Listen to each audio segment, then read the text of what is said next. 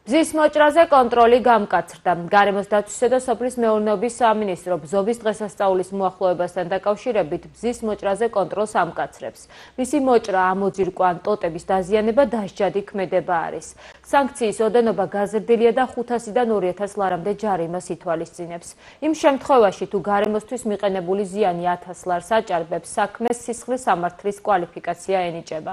ეროვნული სატყეო სააგენტო მოსახლეობაში ახსენებს, რომ მზის მოპოვება შესაძლებელი არის მხოლოდ კერძო საკუთრებაში არსებული სანერგეებიდან და ხელოვნურად გაშენებული პლანტაციებიდან, ადგილობრივი თვითმმართველობის ორგანოს მიერ გაცემული შესაბამისი ადგილწარმოშობის ცნობის საფუძველზე.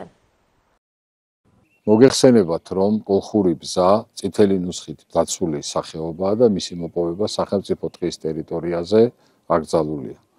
ეროვნული სატყეო სააგენტო მოუწოდებს მოსახლეობას ნუ დაარღვევენ კანონს და თითოეულ გამოვლენილ ფაქტზე გასული წლების მსგავსად აუცილებლად გატარდება შესაბამისი მკაცრი სანქცია.